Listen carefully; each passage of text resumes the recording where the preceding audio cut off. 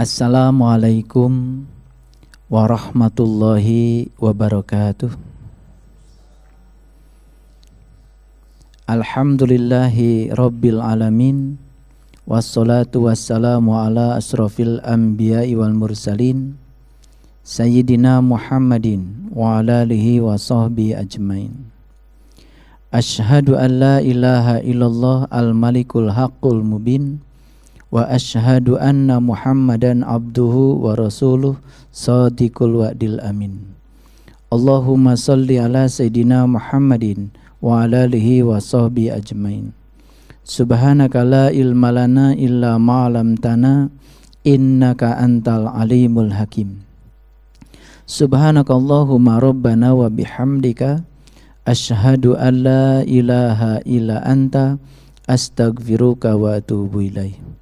Astaghfirullahaladzim, astaghfirullahaladzim, astaghfirullahaladzim. Allazi la ilaha illa huwal hayyul qayyum wa atubu ilaih min jami'il ma'asi wa dhunub.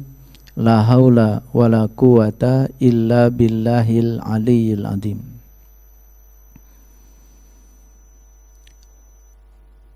Kaca ketika bertemu dengan palu pasti akan pecah. Tapi baja ketika bertemu dengan palu di tangan seorang yang ahli, maka baja yang tadinya berupa lempengan besi biasa yang harganya rendah karena di kilo akan menjadi barang berharga yang istimewa, yang tempatnya beralih dari bengkel ke tempat-tempat yang baik. Mengapa? Karena baja mau menerima palu. Palu adalah alat untuk memukul. Ternyata pukulan palu bagi baja bisa meningkatkan harga dirinya baja, kualitas dirinya baja. Tapi palu bagi kaca ternyata menghancurkan. Kira-kira manusia di semesta ini ada dua tipe. Ada tipe kaca, ada tipe baja. Yang tipe kaca tentu saja dapat pukulan sedikit saja langsung hancur luluh. Tetapi yang tipe baja, dia mengerti bahwa segala kesulitan, segala pukulan, rasa sakit yang dia terima adalah untuk meningkatkan kualitas diri agar nilai dirinya semakin tinggi di hadapan Allah. Pilihan ada pada kita. Kita mau jadi baja atau mau jadi kaca, terserah kita. Bagaimana caranya menjadi baja? Ya tentu saja kita harus membangkitkan kekuatan yang tersembunyi di dalam diri kita. Dan sekali lagi kekuatan itu terletak di dalam jiwa kita. Kesulitan yang diterima oleh seseorang sebetulnya bisa jadi berkah, bisa jadi musibah. Bagi orang yang bertipe kaca, kesulitan bisa menjadi musibah. Tapi bagi orang yang bertipe baja, kesulitan itu malah justru untuk memurnikan jiwanya, sehingga jiwanya menjadi semakin tinggi kesadarannya. Kita lanjutkan kajian kita tentang tawaf dalam rangka membangun diri kita menjadi baja, agar tempaan-tempaan kehidupan itu memberikan dorongan kepada kita untuk menjadikan diri kita semakin bernilai di hadapan Allah. Tawaf itu dimulai dengan ihram. Ihram sudah dijelaskan, menggunakan pakaian yang tak berjahit, menggunakan pakaian tak berjahit dengan cara melepaskan pakaian berjahit. Kenapa dua? Karena yang harus dilepaskan oleh kita itu adalah perbudakan dualitas dalam kehidupan ini. Karena banyak manusia yang tidak sadar kalau dirinya sedang diperbudak oleh dualitas. Mengapa yang pakai ihram laki-laki? Karena laki-laki melambangkan urusan ruhani. Sehingga di Quran tidak ada pujian untuk orang yang berhasil membersihkan tubuhnya. Yang ada adalah beruntunglah mereka yang telah berhasil menyucikan jiwanya. Qad aflaha man zakkaha wa qad khaba man dasaha. Beruntunglah mereka yang telah berhasil menyucikan jiwanya, dan merugilah mereka yang selalu mengotori jiwanya. Tidak ditemukan satu ayat di kitab suci manapun yang memberikan apresiasi terhadap orang yang berhasil membersihkan tubuhnya. Yang ada adalah apresiasi untuk orang yang telah berhasil membersihkan jiwanya. Mengapa demikian? Karena tubuh kita mau diwudukan beberapa kali pun tidak akan pernah bisa bersih. Karena air kencing sendiri masih tertinggal di dalam. Ya, sisa kotoran kita pun tidak pernah bisa dibersihkan karena masih tertinggal di dalam. Artinya tubuh kita tidak akan pernah bisa dibersihkan. Bahwa kita bersih-bersih itu baru dimensi luarnya saja. Mandi, cuci muka itu dimensi luar. Oleh karena itu wudu dalam pengertian yang lebih dalam lagi, wudu itu dari kata waddo'a, artinya berpisah. Jadi wudu yang sebenarnya bukan sekedar membersihkan bagian-bagian tubuh dengan air, tetapi yang lebih jauh lagi adalah memisahkan keterikatan kita kepada yang selain Allah. Makanya wudu dulu baru sholat.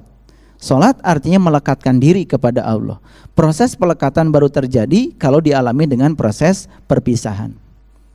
Kalau kita sedang melekat pada sebuah benda, kita tidak akan pernah bisa melekat pada benda yang lain sebelum kita berhasil memisahkan kemelekatan kita pada benda tersebut. Itulah barangkali esensi dari wudu. Makanya sholat harus dimulai dengan wudu. Wudu artinya berpisah. Secara syar'i, wudu sering diartikan bersuci. Memang tidak salah itu juga, karena bisa mensugesti kita. Setelah wudu, kita merasa diri kita lebih tenang, lebih bersih. Bagaimana kita bisa menjadi manusia tipe baja, sehingga setiap tempaan kesulitan itu bukan menjatuhkan kita, tapi mengangkat derajat kita sendiri. Kita lanjutkan perjalanan kita. Jadi setelah kita ihram, selanjutnya kita akan tawaf. Berapa putaran kita tawaf? 7 putaran. Di balik angka 7 itulah rahasianya kehidupan. Di balik angka 7 itulah rahasianya tubuh kita. Makanya angka 7 sangat sering disebut-sebut. Surat Al-Fatihah 7 ayat. Tawaf 7 putaran. Sa'i 7 kali, mondar mandir, Safa dan Marwah. Untuk melempar jumroh juga menggunakan 7 batu. Dalam seminggu juga 7 hari. Kenapa di semesta ini ada 7 benua? Di balik angka 7 banyak. Ada juga di Quran kata-kata 7 langit, 7 lapis langit. Bahkan di Quran surat An-Naba ada pernyataan, aku telah menciptakan 7 yang amat kokoh di dalam dirimu. Maka beruntunglah mereka yang bisa menemukan rahasia di balik angka 7 ini. Kita lanjutkan perjalanan kita. Jadi tawaf 7 putaran, dimulai dengan sebuah titik yang bernama Hajar Aswad. Kemana kita berangkat? Ke Multazam. Setelah dari Multazam, kemudian kita pergi ke pintu Ka'bah. Mohon maaf, barangkali kita pernah melihat banyak orang yang gelantungan di pintu Ka'bah. Mau gelantungan berapa jam di situ, apalagi gelantungan menggantungkan badan di pintu itu, barangkali yang kita dapat cuman badan kita tambah sehat. Tapi yang sebetulnya tugas kita bukan gelantungan di pintu Ka'bah itu simboliknya.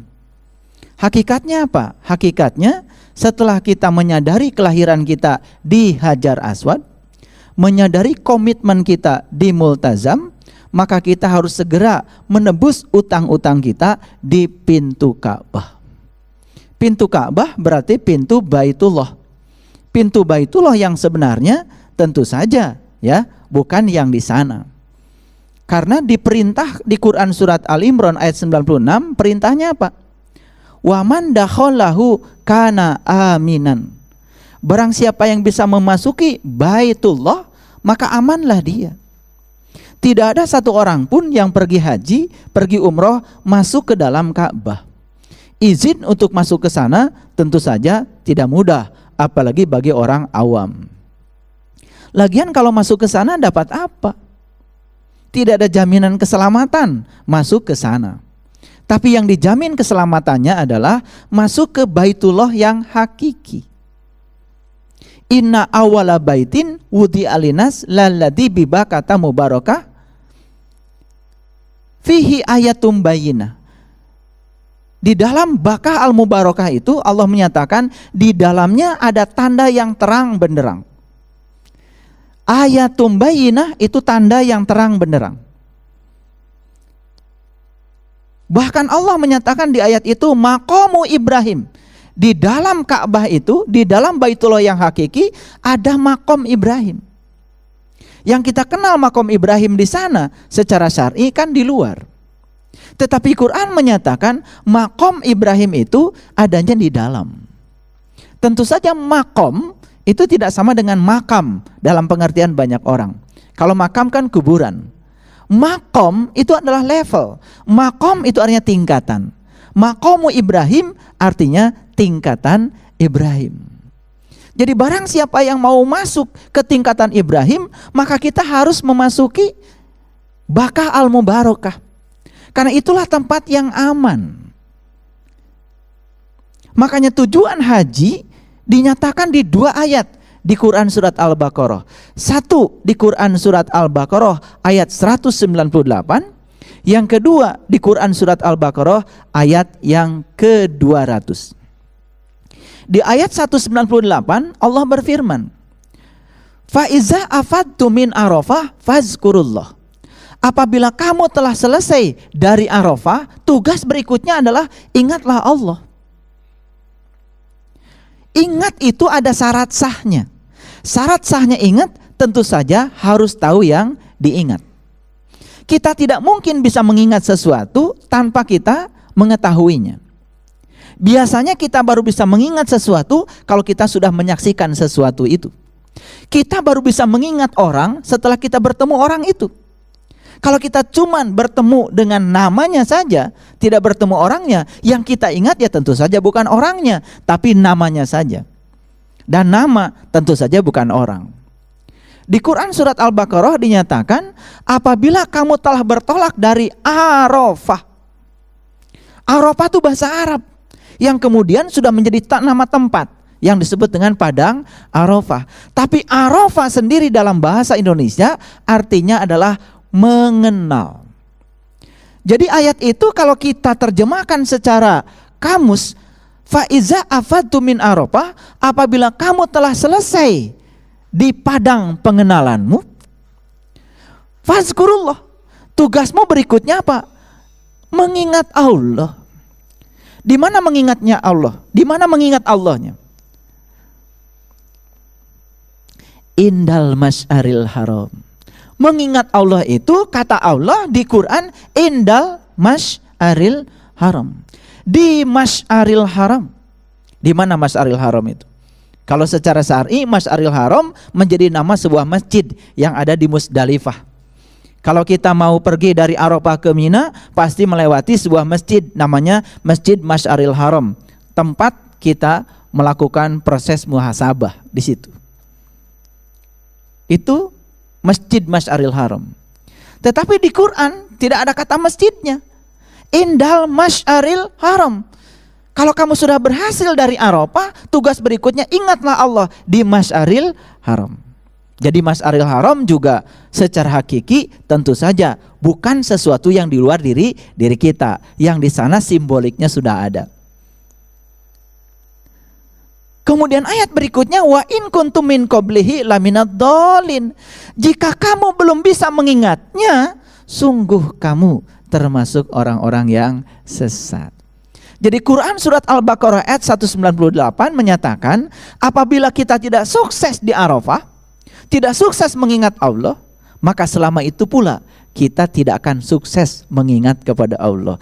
Tidak sukses mengingat kepada Allah, sehingga di dalam sholat juga pikiran kita suka jalan kemana-mana. Jalan kemana-mana itu namanya jalan yang sasar. Jalan yang sasar bahasa Qur'annya adalah jalan yang, itu yang pertama. Yang kedua, di Quran surat Al-Baqarah ayat 200. Di situ juga ada tujuannya haji.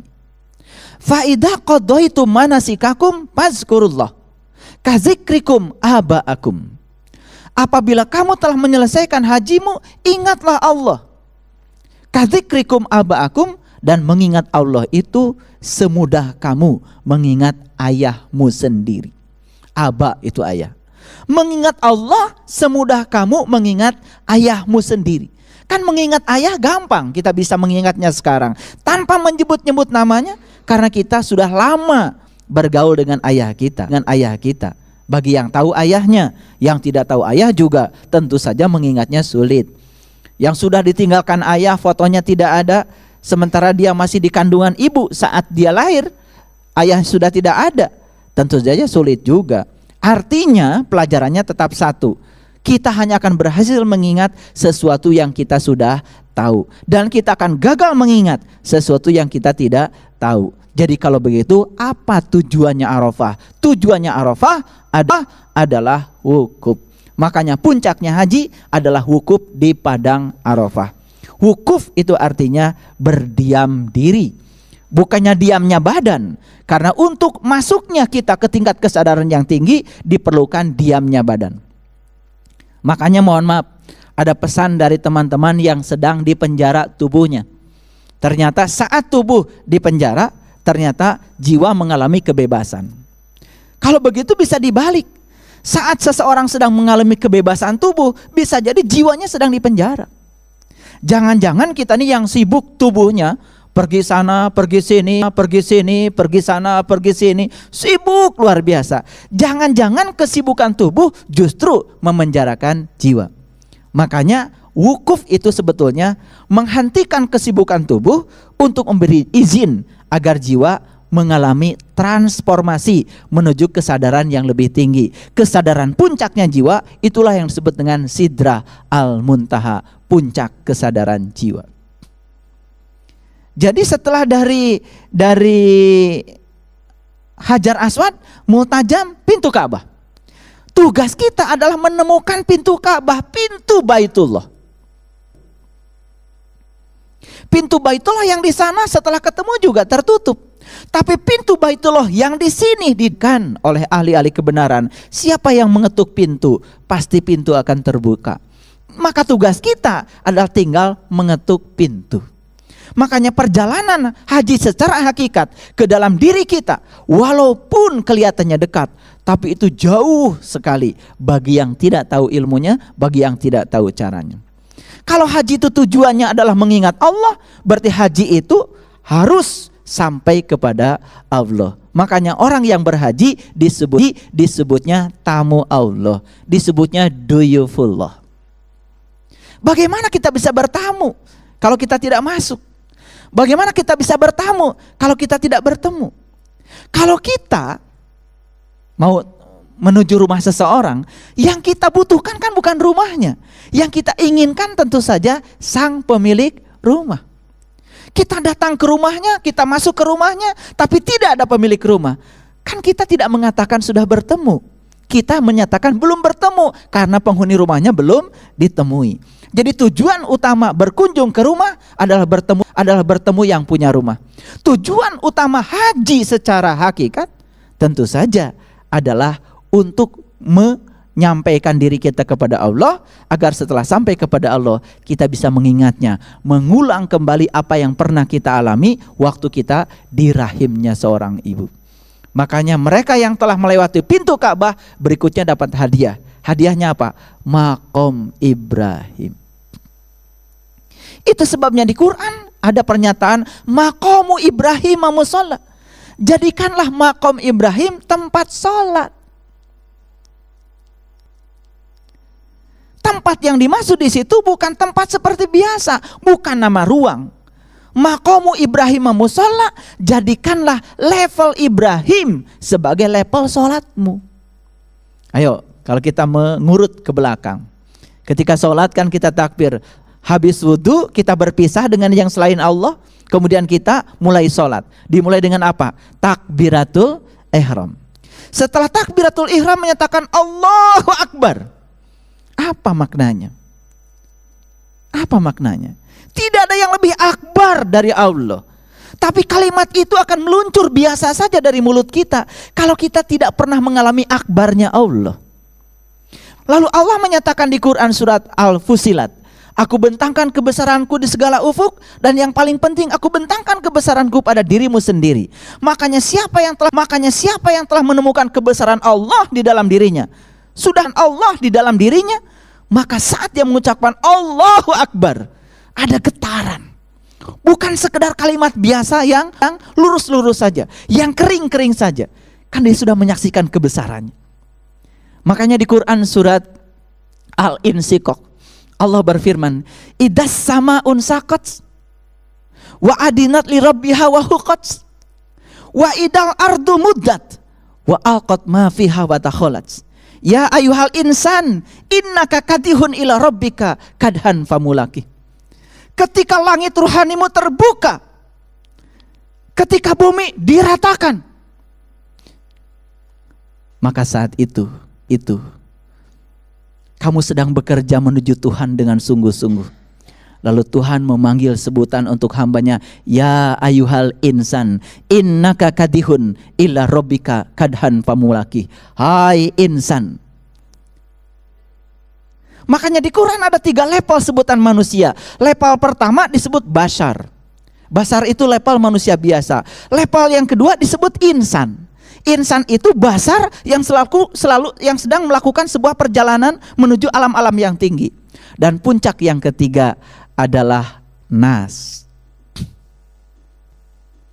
Sekali lagi, di Quran sebutan untuk manusia ada 3 level. Level yang pertama disebut bashar. Level yang kedua disebut insan.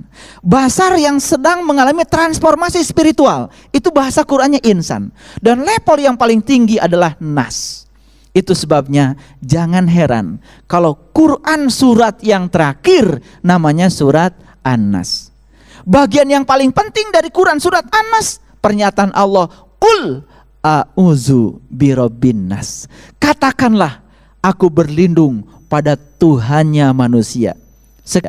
Sekali lagi, aku berlindung kepada Tuhannya manusia. Di situ sudah tidak ada lagi sekat-sekat, sudah tidak lagi kotak-kotak. Aku berlindung pada Tuhannya manusia. Jadi yang ada cuma satu, Tuhannya manusia. Makanya kalau kita sudah sampai di An-Nas, sampai di nilai-nilai universal, kita sampai di puncak pencarian yang paling tinggi, ternyata kita bisa mengalami sebuah pencerahan yang luar biasa. Tidak ada Tuhan kecuali Tuhannya manusia. Uzu birobinas. Katakanlah, aku berlindung pada Tuhannya manusia. Itu kalimat yang paling indah. Makanya yang namanya manusia adalah yang sudah sampai di level itu. Yang sudah tidak membeda-bedakan manusia satu dengan manusia yang lain, yang sudah mencapai tingkatan universal, yang sudah menemukan hakikat kemanusiaan di dalam dirinya. Itulah pernyataan yang sangat indah di Quran surat An-Nas. Level pertama bashar, level yang kedua insan, level yang ketiga adalah nas. Mana yang mau kita capai? Nas. Tetapi untuk mencapai nas, perjalanan kita harus dimulai dari mana? Dari Al-Fatihah 7 ayat. Lewati Al-Baqarah 286 ayat. Lewati Ali Imran 200 ayat. Lewati An-Nisa, lewati Al-Maidah, lewati Al-An'am, lewati Al-A'raf, lewati Al-Anfal, lewati At-Taubah, lewati Yunus, sampai puncaknya adalah An-Nas. Pertanyaan bagi kita, perjalanan menuju nas bagi kita sekarang sudah sampai di mana? Kalau sedangkan huruf pertama Al-Fatihah adalah ba. Ba artinya baitullah. Mulailah dari baitullah, mulailah dari qalbu. Makanya pantas kalau Rasulullah menyatakan al-iman tasdikun bil qalbi wa ikrarun bil lisan wal amalun bil arkan. Iman itu adalah pembenaran oleh qalbu. Iman bukan percaya, pembenaran oleh qalbu. Ada 3 potensi kolbu yang harus digunakan. Pertama memahami, yang kedua melihat, yang ketiga mendengar. Kalau memahami, melihat dan mendengar 3 potensi kolbu dibangkitkan dari diri kita. Disitulah baru terjadi yang namanya tasdiqun bil qalbi, pembenaran oleh kolbu. Kalau kolbu sudah membenarkan, kolbu sudah mengalami, berikutnya baru sampai pada tingkat wa ikrarun bil lisan. Baru ikrar dengan lisan. Wal amalun bil arkan. Kalau kita sudah membenarkan oleh kolbu, diikrar dengan lisan, insya Allah tindakan-tindakan kita akan dikontrol oleh kolbu dan lisan kita sendiri. Makanya pikiran menjadi supir yang baik. Karena apa? Mengerti keinginan penumpangnya. Siapa penumpang? Tubuh kita menjadi kendaraan yang sangat baik yang bisa mengantarkan kita kepada Allah. Itu sebabnya di Quran surat Al-Hajj tentang haji ada pernyataan yang sangat indah. Serulah haji. Dan biarkan mereka datang kepadamu dengan berjalan kaki, mengendarai unta yang kurus. Itu bahasa simbolik yang sangat luar biasa. Serulah manusia untuk berhaji, dan biarkan mereka datang kepadamu dengan berjalan kaki dan mengendarai unta yang kurus. Apa itu unta yang kurus? Apa itu unta yang kurus? Tentu saja unta yang kurus adalah kendaraan untuk berhaji. Maka mereka akan datang dari seluruh penjuru. Apa hakikatnya unta? Kalau kita membaca hadis-hadis yang menyangkut unta yang disampaikan oleh Rasulullah, ternyata unta syariatnya ya binatang yang ada di Timur Tengah, tapi hakikatnya unta. Makanya pakai unta yang kurus. Itu cerita tentang jasmani kita sebagai kendaraan yang harus mengantarkan jiwa kita pulang kepada Allah. Makanya mereka yang telah menemukan tubuh sebagai kendaraan, dia akan jaga tubuhnya supaya tetap sehat. Makanya hatinya selalu gembira, ngasih istirahat yang cukup buat tubuh, diet yang seimbang, tidak ngasih makanan-makanan yang aneh-aneh ke dalam tubuh, tidak ngasih angin yang aneh-aneh ke dalam tubuh, tidak ngasih air yang aneh-aneh ke dalam tubuh. Karena dia tahu mobil kalau dikasih bahan bakar yang salah pasti mogok. Maka kendaraan kita ketika diberi nutrisi yang salah mogok juga. Kasih udara yang bersih, kendalikan diri. Kenapa? Orang yang tidak bisa mengendalikan pikirannya pasti tubuhnya juga akan sakit. Pagi-pagi keluar, biarkan sinar matahari menyentuh tubuh kita. Karena perlu vitamin D, perlu vitamin A, biar tubuh kita juga sehat. Olahragakan tubuh kita dengan porsi yang seimbang. Biarkan tubuh ini punya banyak teman. Bina hubungan sosial yang bagus. Kasih air yang banyak, terutama air putih. Dan persembahkan tubuh ini setiap saat untuk Dia yang memiliki tubuh ini. Dia yang menciptakan tubuh ini. Dia yang mengendalikan tubuh ini. Dia yang selalu memelihara tubuh ini. Bahkan Dia akan melebur tubuh ini untuk kemudian nanti dimanfaatkan untuk tujuan yang berikutnya setelah tubuh ini hancur menyatu dengan alam semestanya. Makanya Nabi Ibrahim sebelum beliau menyatakan ini wajhatu wajhiyalil ladzi fataras samawati wal ard hanifan musliman wa ma ana minal musyrikin. Sebelum beliau menyatakan kalimat itu, apa yang beliau lakukan? Beliau melakukan proses pencarian jati dirinya.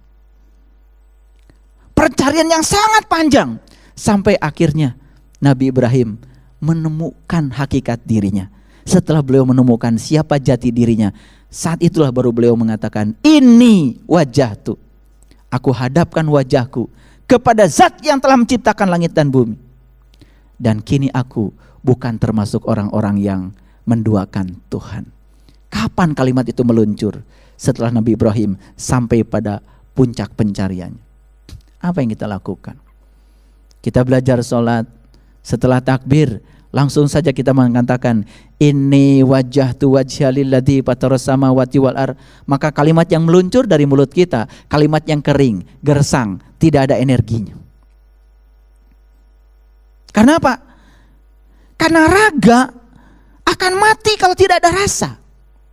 Seperti yang saya ulang-ulang sebelumnya, garam itu raga, asinnya ada pada garam itu rasa.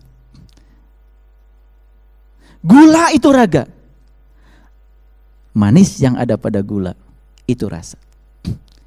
Ada nggak ibu-ibu beli gula banyak-banyak, kemudian begitu sampai di rumah dipakai nyeduh kopi, ternyata nggak ada manisnya. Pasti itu gula akan dikembalikan ke tukang gula. Udah beli gula banyak-banyak, ternyata nggak ada manisnya. Beli garam banyak, begitu masak 1 sendok dikasih, nggak ada asinnya. 2 sendok dikasih, nggak ada asinnya. 1 gayung dikasih, nggak ada asinnya. Pasti dikembalikan. Nggak ada harga kalau tidak ada rasa. Sama seperti sholat kita. Kalau sholat cuma tingkatnya raga, nggak ada rasa.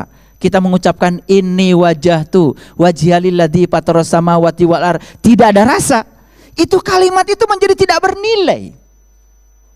Bagaimana kalimat yang tidak bernilai akan membuat diri kita menjadi bernilai? Jadi jangan salah, kalau habis sholat kita pun tidak termasuk orang yang bernilai. Nilai kemanusiaan kita tidak hadir dalam diri kita. Makanya saya berulang kali mengatakan, nilai garam terletak pada asinnya. Nilai gula terletak pada manisnya. Nilai manusia terletak pada nilai kemanusiaannya. Makanya banyak, mohon maaf ya, orang habis sholat tetapi nilai kemanusiaannya tidak bangkit setelah sholat. Masih dendam, masih benci, masih tidak suka orang lain bahagia. Bahkan orang lain menderita pun diam-diam saja. Tidak ada tenggang rasa. Itu rasa kemanusiaannya sudah hilang. Dan orang yang rasa kemanusiaan sudah hilang tidak layak disebut manusia. Bagaimana kita mengisi ini wajahtu wajhialilladzi fataras samawati wal ardh, aku hadapkan wajah batinku kepada Zat yang telah menciptakan langit dan bumi. Kalimat itu harus dimulai dengan pengalaman. Itu namanya pengalaman spiritual. Kita memulai dari ucapan tapi tidak mengalami. Mohon maaf, siapa saja yang membicarakan sesuatu yang tidak dia alami, bukankah itu kebohongan? Siapa saja yang membicarakan sesuatu bukan berdasarkan pengalamannya, itu kebohongan. Mau sampai kapan membiarkan diri kita berbohong kepada diri kita sendiri? Bukankah bohong itu sifatnya orang munafik? Lihat kalimat berikutnya dari Nabi Ibrahim. Inna sholati wa nusuki wa mahyaya wa mamati lillahi rabbil alamin la syarika. Sesungguhnya sholatku, semua ibadahku, hidupku, matiku, lillahi rabbil alamin, hanya untukmu ya Allah. La syarikalah, tidak ada yang aku persekutukan lagi. Wa bizalika umirtu, dan aku siap menunaikan segala amar umir, segala tugas-tugas darimu. Wa ana minal muslimin, karena kini aku sudah menjadi orang yang berserah diri kepada Allah. Itulah tujuan kita hidup, berserah diri kepada Allah. Tetapi bukan di tingkat ucapan, tapi di tingkat pengalaman, di tingkat rasa. Raga kita sudah muncul. Jadi ucapan tadi itu baru tingkat raga. Inna sholati wa nusuki wa mahyaya wa mamati lillahi rabbil alamin la syarikalah, itu tingkatnya raga. Kalau bahasa fisikanya itu baru gelombang mekanik. Itu gelombang bunyi. Rapatan dan renggangan yang keluar dari mulut kita melewati udara, kemudian menggetarkan udara menjadi rapatan renggangan, mengalir gelombang mekanik, diterima oleh telinga kita sendiri. Telinga kita saja tidak merasakan getaran apa-apa saat kita mendengarkan kalimat yang kita ucapkan. Bagaimana Allah? Karena kita tidak memulai kalimat itu dengan sebuah pengalaman. Maka mereka yang sholatnya sudah Allahu Akbar, menyaksikan kebesaran Allah dalam dirinya, saat mengucapkan Allahu Akbar, besarnya Allah, maha besarnya Allah, Dia saksikan di dalam dirinya. Karena apa? Dia sudah menyaksikan kebesaran itu di dalam dirinya. Sudah terbuka langit rohanianya. Makanya di dalam Quran surat Ar-Rahman ayat 37 Allah berfirman, "Fa idza saqatis sama'u fakanat wardatan kadihan, fa bi ayyi ala'i rabbikuma tukadziban." Ketika langit rohanimu terbuka, saat itu kau akan menyaksikan mawar merah seperti kilapan minyak. Apakah kalimat itu informatif? No. Kalimat itu adalah kalimat yang harus dialami. Buat apa kita mengulang-ulang kata-kata yang tidak kita alami sendiri? Kalimat itu harus dialami. Disitulah perlunya kita berguru kepada orang yang tahu. Makanya di Quran, orang yang sudah bisa menyaksikan langitnya terbuka dan menyaksikan hakikatnya dari mawar merah, supernova abadi, kebesaran dia yang ditunjukkan di dalam dirinya, maka dipanggil oleh Allah, ya ayyuhal insan, ya ayyuhal insan, innaka kadihun ila rabbika, sungguh kamu mengerti dan kamu telah bersungguh-sungguh ila rabbika, menuju Tuhanmu, kadhan famulaki, hingga kamu bisa menjumpai aku. Renungilah kalimat itu, dalam sekali. Apalagi kalau kita sudah mengalaminya. Getaran dari kalimat itu menjadi ada, energi dari kalimat itu menjadi ada. Bukan kalimat sekedar kalimat raga, tapi kalimat yang ada berasa, dimodulasi oleh rasa, sehingga kalimat itu memiliki dampak yang sangat luar biasa. Ulangi lagi, Hajar Aswad, Multajam, pintu Ka'bah, Makom Ibrahim. Makomu Ibrahim amusolla. Salatlah kamu di level Ibrahim. Salatlah kamu di level Ibrahim. Itu perintah dari Allah. Berarti salat kita harus di level Ibrahim. Nabi Muhammad salatnya sudah di level Ibrahim.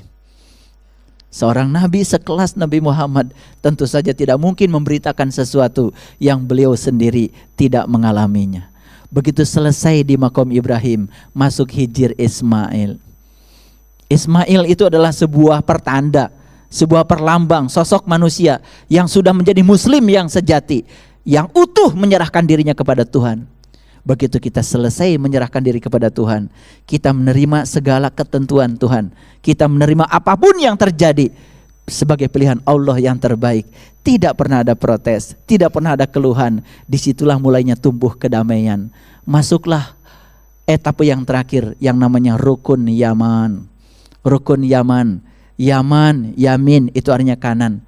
Kita sudah masuk golongan kanan. Berputarnya tetap saja ke kiri, tetapi kita sudah memasuki dimensi kanan. Makanya di Quran dikatakan, beruntunglah golongan kanan dan rugilah golongan kiri. Bagi saya, golongan kanan adalah yang sudah menemukan raga di balik rasa, yang sudah menemukan rasa di balik raga. Mereka yang melakukan sesuatu di tingkat raga, sesungguhnya di tingkat materi. Materi itu kiri, berarti dia masih golongan kiri. Mau muter berapa kali di situ, di seputaran Ka'bah. Kalau kita memutar, hanya memutarkan tubuh kita berulang-ulang, memutari Ka'bah yang materi, tapi tidak menyertakan rasa di dalam diri. Selama itu pula kita masuknya masih golongan kiri, golongan jasmani. Makanya lihat doa yang sangat indah. Selesai di rukun Yaman, kita istiqlam Bismillahi Allahu Akbar.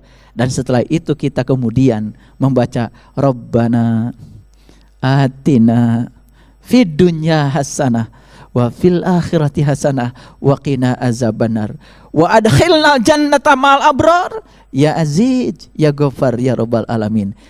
Kita membaca hasanah dunianya, hasanah akhiratnya. Sebagaimana janji Allah, siapa yang mengejar aku dapat dua, aku dan dunia. Tapi siapa yang mengejar dunia akan kehilangan dua, akan kehilangan aku dan dunia. Tidak ada dapat salah satunya, hilang dua-duanya atau dapat dua-duanya. Itu pilihan. Makanya selesai kita melewati itu sampai di Hajar Aswad, berputar sekali lagi, berputar sekali lagi sampai 7 putaran. Setelah itu kemudian dipungkas dengan sholat tawaf. Selesai sholat tawaf, naik ke atas, masuk ke area sa'i.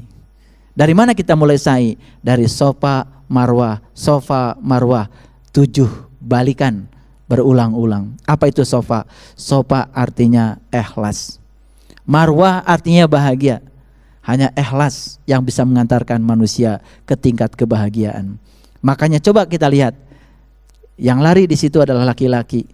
Lagi-lagi laki-laki, perempuannya tetap jalan. Apa artinya?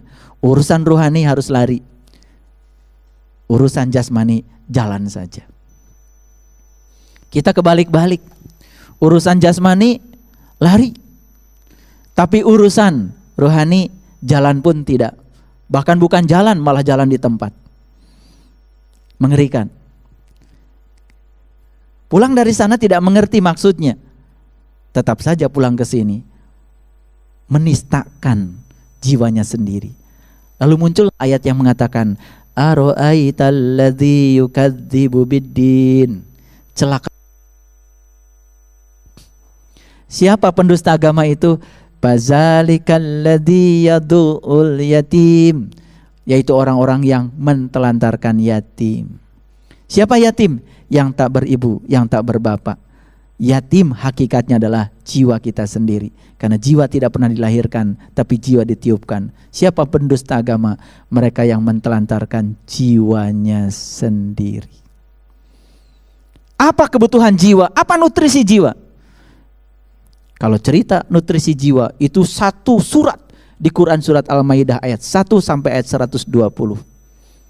Nutrisi jiwa adalah Dia sang maha pemilik jiwa. Jiwa hanya butuh bersatu dengan Dia sang pemilik jiwa. Jiwa hanya butuh Allah. Awas, bukan Allah sebagai konsepsi, tapi Allah sebagai pengalaman spiritual bagi jiwa. Karena jiwa itu nur, maka jiwa juga hanya butuh nur ala nur. Itu yang dibutuhkan jiwa. Nutrisi jiwa adalah di situ. Makanya Al-Maidah, Allahumma rabbana anzil alaina ma'idatan minas sama'i takunu lana 'id. Ya Allah, turunkanlah hidangan dari langit. Jadi langit adalah dimensi rohani. Berarti kalau langit itu dimensi rohani, hidangan dari langit adalah hidangan buat jiwa, bukan hidangan buat tubuh kita. Makanya di ayat itu ada pernyataan yang sangat indah. Turunkan hidangan itu dari langit yang akan menenteramkan kolbu kami. Wa tatma'inna qulubuna. Kolbu yang sudah penuh dengan nutrisi dari langit, dari alam rohani, kolbunya menjadi tentram. Bukankah itu sebetulnya yang dicari oleh kebanyakan manusia, ketentraman kolbu? Makanya manusia sibuk berkesana, berkesini, berkesana, berkesini. Karena apa? Karena di dalam diri ada yang kurang. Apa yang kurang? Tapi tidak tahu cara untuk menutupi kekurangannya. Sebetulnya ya, kekurangan bagi jiwa tidak bisa ditutupi dengan kesibukan-kesibukan jasmania. Pergi piknik ke sana, pergi ke sana dan lain-lain, tetap saja yang terpenuhi adalah mata lahir, telinga lahir, perut lahir, raga semuanya. Tapi rasa tidak akan pernah bisa dipenuhi dengan piknik yang semacam itu. Rasa hanya bisa dipenuhi oleh piknik yang wisata rohani, yang memperjalankan spiritual kita, memperjalankan jiwa kita. Kemana jiwa kita diperjalankan? Perjalankan ke tempat asalnya jiwa. Jadi menjadi lengkap semuanya. Maka selesai itu sa'i, mondar bandir, sofa dan marwah. Apa pesan utama sa'i? Utamakan rohanimu. Makanya laki-laki lari. Urusan dunia sudah, jamnya tidur saja. Jamnya tahajud saja. Jamnya ngurusi anak saja. Jamnya kerja saja. Gak usah ngoyo. Karena apa? Dunia itu seperti bayangan. Tidak ada orang yang berhasil menangkap bayangannya sendiri. Makanya banyak orang yang tidak sadar saat dia mengejar dunia, sebenarnya dia sedang mengejar bayangannya sendiri. Sekalipun bayangan kelihatan dekat, tapi nggak bisa ditangkap. Tapi kalau kita lari mengejar Allah, bayangan kita akan ikut bersama tubuh kita. Makanya siapa yang mengejar Allah dapat 2, siapa yang mengejar dunia hilang 2. Itu pilihannya. Selesailah sa'i, sofa marwah. Kalau saya urai lebih dalam lagi, waktu kita tidak cukup. Tapi nanti di lain waktu kita urai lebih dalam lagi. Setelah saya, Pak, berikutnya adalah tahalul. Bersiap-siap menuju kehidupan nyata. Apa simboliknya? Dicukurlah rambutnya. Rambut yang ini dicukur sampai botak, gak ada dampak. Karena rambut yang ini mudah, yang membuang bukan kita, tukang cukur. Tapi rambut yang di dalam pikiran kita, pikiran buruk kita, pikiran negatif kita, cara pandang kita terhadap kehidupan, cara pandang kita terhadap masalah, itu adalah rambut-rambut yang ada di dalam dan tidak bisa dicukur oleh tukang cukur. Kita sendiri yang harus mencukurnya. Sebelum kita masuk pada kehidupan nyata, harus dicukur dulu rambutnya. Mau dikasih peci, setelah dibotakin semuanya, tetap saja selama tidak ada upaya untuk mengubah diri kita, tidak ada upaya untuk membersihkan pikiran kita, tidak ada upaya untuk meluruskan sudut pandang kita, selama itu pula. Karena apa? Masalah terbesar manusia bukan pada masalahnya, tapi pada sudut pandang terhadap masalah. Saya kasih ilustrasi sedikit. Mungkin kita pernah membawa beban fisik. Saya masih waktu kecil, saya suka ngambil kayu bakar. Kayu bakar itu ditaruh di sini, di kepala. Terasa sekali bebannya berat, karena satu titik.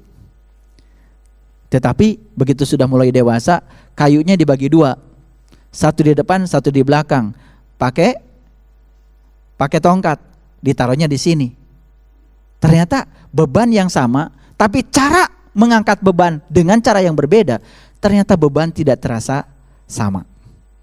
Bebannya sama, kiloannya sama, tetapi cara mengangkat beban berbeda. Pakai teknik tertentu, ternyata apa yang terjadi? Tubuh kita tidak merasakan beban yang sama. Jadi sebetulnya kalau kita merasa terbebani dalam hidup, bukan beban yang membebani hidup kita, cara kita memikul beban. Disitulah seninya memainkan pikiran. Makanya tugasnya agama cuma satu, menselaraskan pikiran agar pikiran itu mengikuti jiwa. Jadi sebetulnya tugasnya agama cuma satu, mendidik pikiran agar pikiran selaras dengan keinginan jiwa. Mereka yang sudah berhasil mendidik pikirannya selaras dengan jiwa, baru pikiran selaras dengan jiwa, selaras dengan tubuh. Disitulah sumber kebahagiaan akan muncul. Baik, setelah selesai tadi, ya, dicukur semua, dibersihkan semua, sudut pandang kita diluruskan, cara menempatkan Allah dalam hidup diubah. Selama ini Allah menjadi hamba kita, Allah disuruh-suruh mengikuti segala keinginan kita. Sekarang, ya Allah, aku pasrahkan diriku padamu. Biarlah aku dipakai Engkau untuk tujuan Engkau. Maafkan ya Allah, jika selama ini aku lebih banyak menggunakan Engkau hanya untuk tujuan-tujuan dan hawa nafsuku. Maaf ya Allah, jika selama ini aku tidak berserah diri kepadamu. Justru Engkau dipaksa lewat doa-doaku agar bisa berserah diri pada keinginanku. Bukankah begitu selama ini yang kita lakukan? Betul? Jika perlu kita atur Allah supaya mengikuti segala keinginan kita. Bukan menyerahkan diri kita diatur oleh Allah. Tapi anehnya, lagi sholat bilangnya apa? Wa ana minal muslimin. Aku termasuk orang-orang yang berserah diri. Kata Allah, kapan kamu berserah diri? Selama ini kamu justru memaksaku agar berserah diri pada keinginan-keinginanmu. Itulah sumber penderitaan. Sumber penderitaan manusia adalah mencoba untuk memaksa Allah agar mengikuti segala keinginan kita. Bahkan kebiasaan memaksa itu menular dalam kehidupan kita. Kadang-kadang kita sering memaksa orang lain supaya mengikuti apa yang jadi maunya kita. Banyak orang bijak mengatakan memaksa orang lain agar mengikuti keinginan kita sama saja dengan memaksa rusa supaya makan. Kita mau merenung, sebetulnya setan itu yang ada di dalam diri kita. Setan yang ada di dalam diri kita. Dari mana munculnya? Bukankah setan dalam diri kita munculnya dari pendengaran? Dari penglihatan? Dari pernapasan? Dari pembicaraan? Dari dua telinga? Dari dua mata? Dari dua hidung dan satu mulut? Bukankah setan itu selalu muncul dari situ? Dari 7 yang ada dalam diri kita. Jauh-jauh kita melempar batu di sana, tapi kita tidak pernah melempar batu untuk membunuh, untuk menselaraskan 7 yang kemungkinan akan dipakai oleh setan sebagai alat untuk berbisik pada kita. Coba, kalau setan kan suka berbisik. Dari mana berbisik? Berbisik tentu saja dari telinga, betul nggak? Tidak mungkin dari jarak yang jauh. Telinga, mata, hidung, mulut. Ini tempat-tempat di mana kita marah karena melihat sesuatu yang kita tidak suka. Kita marah karena mendengar yang kita tidak suka, betul? Kita ngomong yang kotor-kotor, akibat kita tidak bisa mengendalikan diri kita. Siapa sesungguhnya yang sedang marah-marah itu? Itulah setan. Yang di sana dilempari, yang jauh dilempari, yang dekat nggak pernah dilempari. Yang di sana cuma simbol saja. Lempari setan sampai mati, sampai lumpuh. Setan yang di luar dilempari, tapi setan yang di dalam tidak dilempari. Gak jadi tuh jumrohnya. Makanya coba kita lihat, kalau kita di Madinah. Di Madinah itu apa artinya? Madinah artinya kota. Apa yang dilakukan di Madinah? Ziarah. Semua orang yang haji atau umrah kalau ziarah di Madinah mulainya dari mana? Dari Masjid Quba. Setelah itu ke Jabal Uhud. Setelah itu kemana? Ke Qiblatain. Quba, Uhud, Qiblatain. Coba baca. Apa itu Quba? Quba adalah masjid pertama yang dibangun di kota Madinah. Masjid yang dibangun atas dasar takwa. Begitu kata Allah. Masjid yang mana yang dibangun atas dasar takwa? Dan apa artinya takwa? Merujuk pada Quran surat Al-Baqarah ayat 63.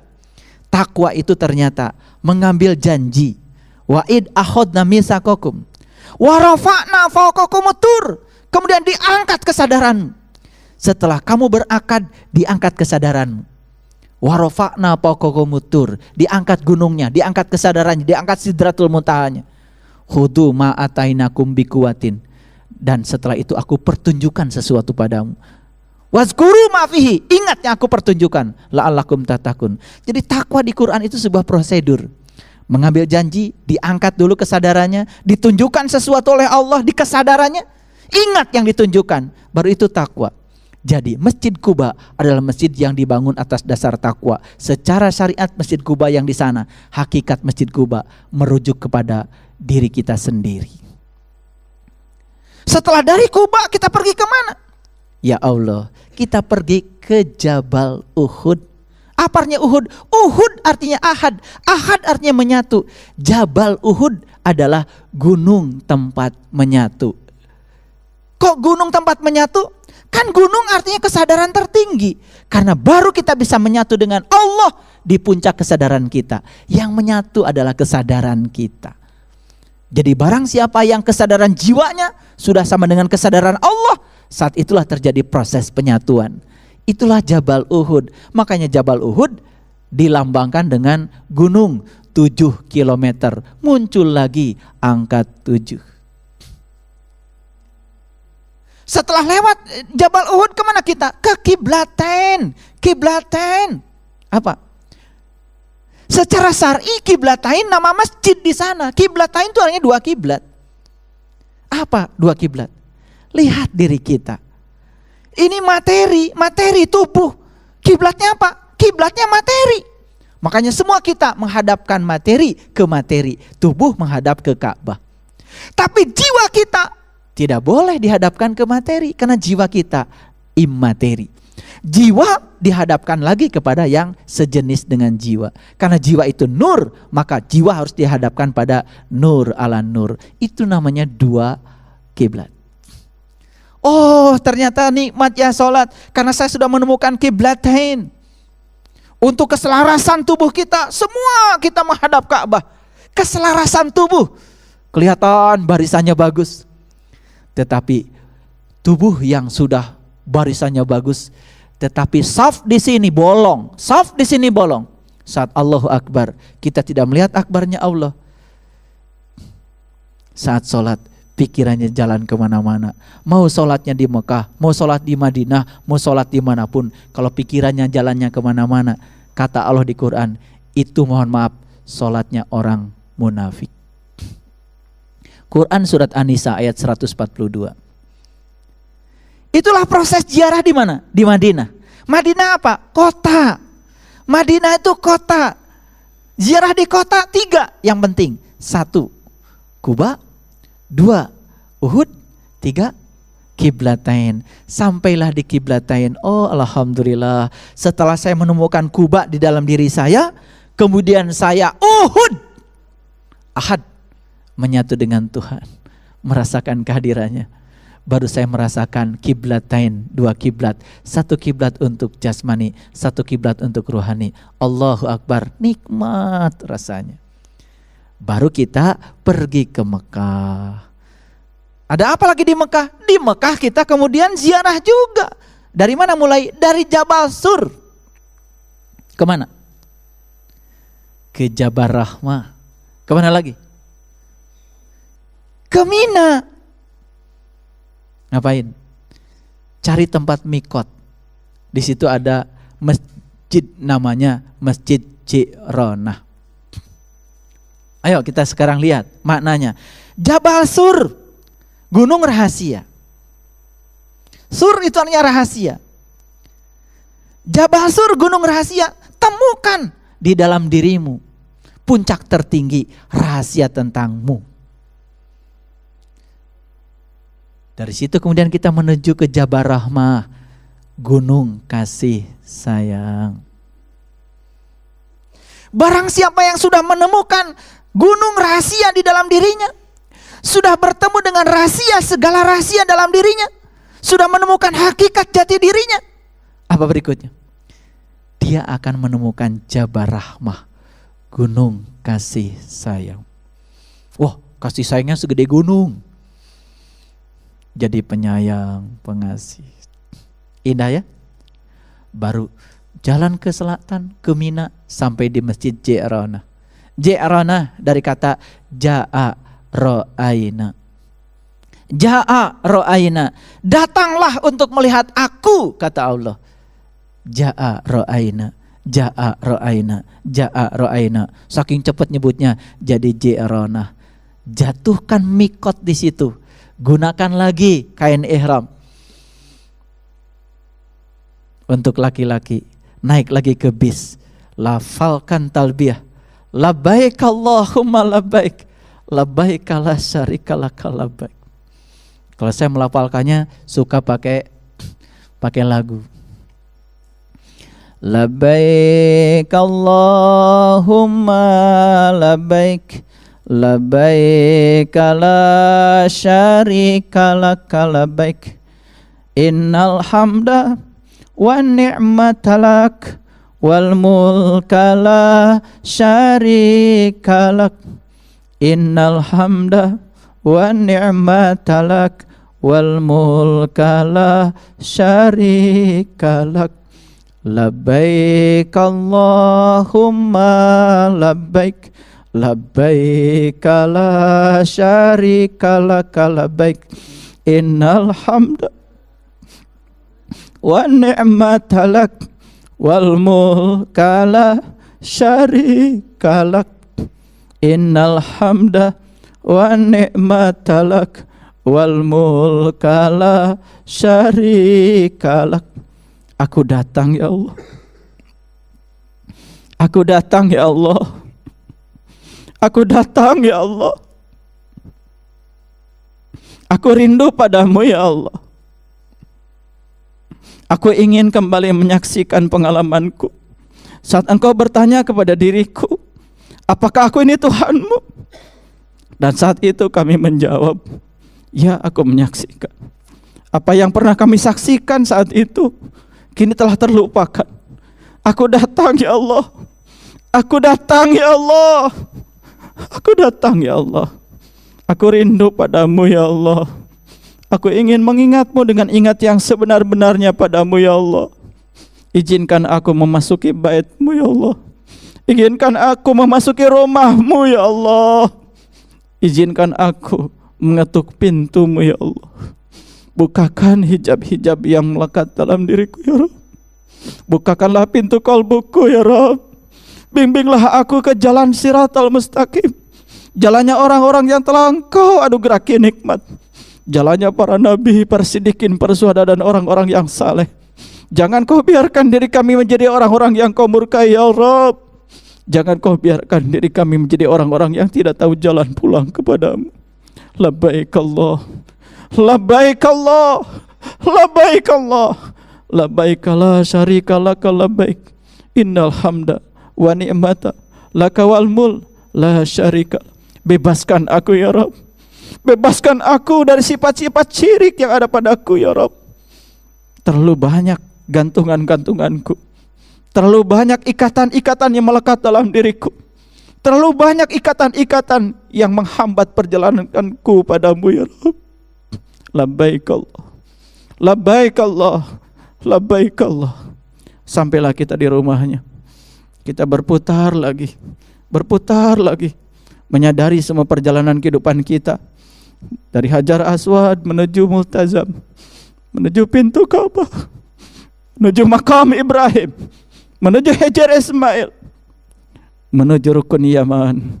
Rabbana atina fid dunya hasanah wa fil akhirati hasanah wa qina azabannar, wa qina azabannar, wa qina azabannar, wa adkhilna jannata ma'al abrar.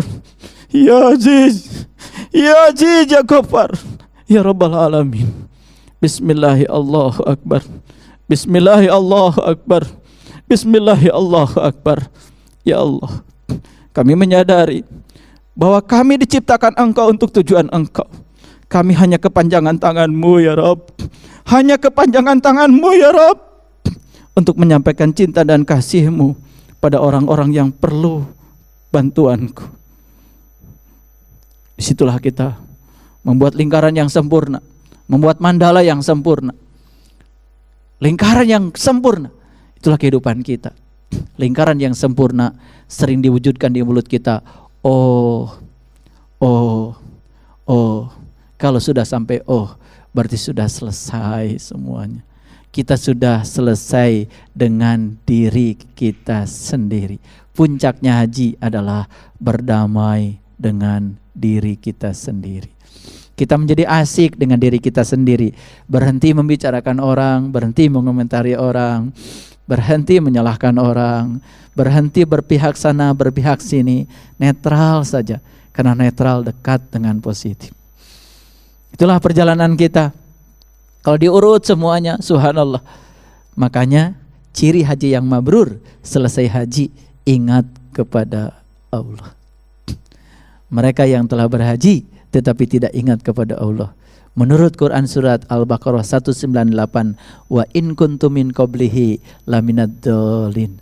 Sungguh kamu sebelum itu termasuk orang-orang yang tidak tahu jalan. Kalau tidak tahu jalan, tentu saja kalau berjalan dalam keadaan tidak tahu, tidak mau bertanya, akan kesasar, kesandung-sandung.